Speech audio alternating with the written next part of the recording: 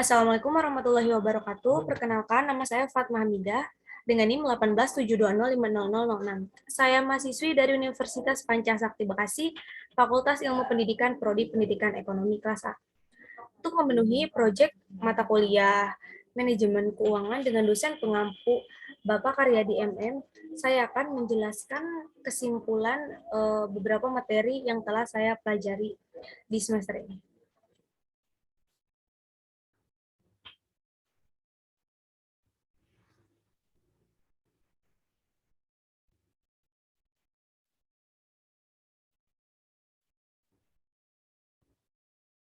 Nah, untuk bahan materinya yaitu yang pertama ada konsep dasar manajemen keuangan, yang kedua ada penggunaan rasio dalam analisa finansial, yang ketiga yaitu ada modal perusahaan dan modal kerja, yang keempat ada modal kerja, yang kelima yaitu sumber-sumber penawaran modal dan jenis-jenis modal, dan yang keenam atau yang terakhir yaitu ada biaya penggunaan modal.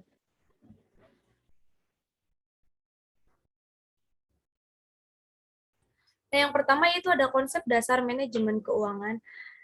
Pengertian dari manajemen keuangan merupakan kegiatan merencanakan, mengatur, mengarahkan, dan mengawasi aktivitas finansial. Contohnya, pengadaan dan pemanfaatan dana perusahaan. Manajemen keuangan pun harus menerapkan prinsip manajemen umum pada sumber daya keuangan perusahaan.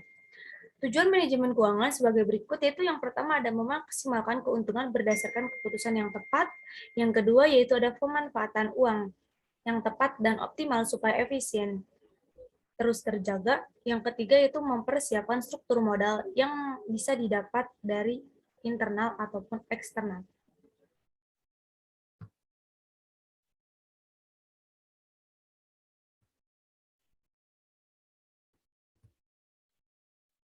Nah, di sini ada prinsip manajemen keuangan. Itu yang pertama, transparan berarti adanya keterbukaan. Transparan di bidang manajemen berarti adanya keterbukaan dalam mengelola suatu kegiatan. Nah, yang kedua yaitu ada transparansi, dapat menciptakan kepercayaan timbal balik antara pemerintah, masyarakat, orang tua, siswa, dan warga sekolah melalui penyediaan informasi dan menjamin kemudahan di dalam memperoleh informasi yang akurat dan memadai. Nah, di sini ada penggunaan rasio dalam analisa finansial. Analisa rasio keuangan adalah merupakan suatu alat analisa yang digunakan oleh perusahaan untuk menilai kinerja keuangan berdasarkan data perbandingan masing-masing yang terdapat di laporan keuangan seperti neraca, laba rugi, atau dan arus kas dalam periode tertentu. Macam-macam rasio keuangan dapat digolongkan dalam 3 golongan, yaitu rasio neraca ialah rasio yang disusun dari data yang berasal dari neraca. Rasio laporan laba rugi atau income statement rasio ialah rasio yang disusun dari data yang berasal dari income statement. Rasio antar laporan atau interstatement rasio ialah yang disusun dari data yang berasal dari neraca dan data lainnya berasal dari income statement, misalnya aset turnover, inventory turnover.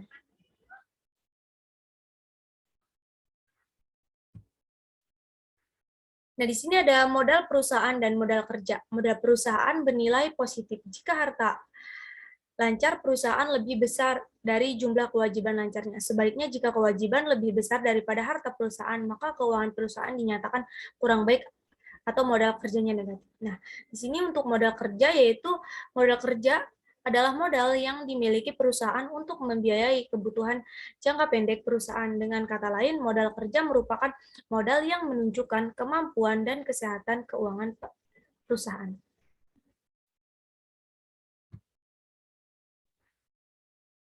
Nah, di sini ada modal, yaitu yang pertama ada debit.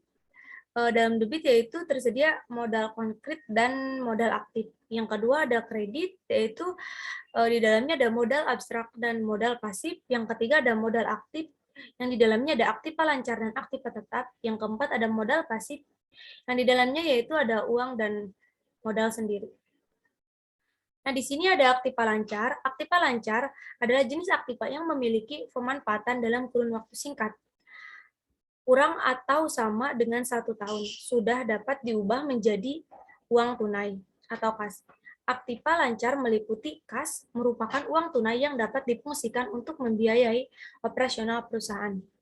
Nah, yang kedua itu ada aktiva tetap. Aktiva tetap adalah aktiva atau aset yang berwujud yang diperoleh dalam bentuk yang siap pakai, dibuat atau dibangun dan siap digunakan untuk memberikan manfaat dalam jangka waktu lebih dari 1 tahun. Selain itu, aktiva tetap juga bisa diartikan sebagai aset atau aktiva siap pakai yang tidak dimasukkan untuk diperjualbelikan oleh perusahaan dan mempunyai masa manfaat lebih dari 1 tahun. Nah, di sini ada sumber modal kerja, yaitu yang pertama ada hasil laba operasi, yang kedua penjualan surat berharga, yang ketiga penerbitan saham, yang keempat penjualan aktiva tetap, yang kelima pinjaman, dan yang keenam ada dana hibah. Nah, di sini ada sumber-sumber penawaran modal dan jenis-jenis. Sumber ekstern atau external source. Sumber ekstern adalah sumber yang berasal dari luar perusahaan. Dana yang berasal dari sumber ekstern adalah dana yang berasal dari para kreditur dan pemilik peserta atau pengambil bagian di bagian perusahaan.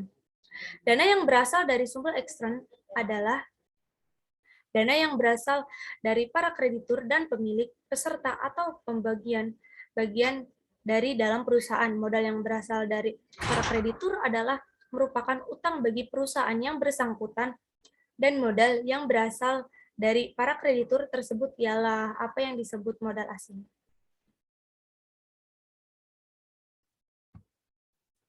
Nah, di sini ada jenis modal berdasarkan fungsinya dan berdasarkan sumber. Berdasarkan fungsinya itu ada modal perseorangan dan modal sosial, berdasarkan sumbernya itu ada modal internal dan modal eksternal. Biaya penggunaan modal. Biaya penggunaan modal merupakan beban yang harus dibayar atau dikeluarkan oleh perusahaan ketika menggunakan modal untuk kegiatan investasi. Modal tersebut biasanya terdiri dari utang, saham biasa, saham preferred, dan laba ditahan. Tujuan modal, perusahaan dapat mengetahui seberapa banyak biaya yang harus dikeluarkan untuk memadai investasi dan biaya operasional. Kedua yaitu memaksimalkan nilai perusahaan, dan yang ketiga mempermudah penentu keputusan penting seperti letting.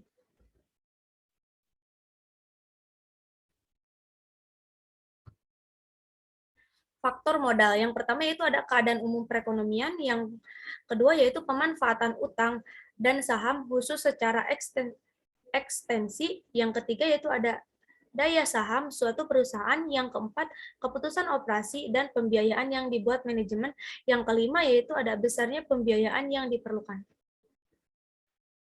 Terima kasih, mungkin itu saja penjelasan dari saya. Mohon maaf apabila ada kesalahan kata atau kesalahan membaca. Wassalamualaikum warahmatullahi wabarakatuh.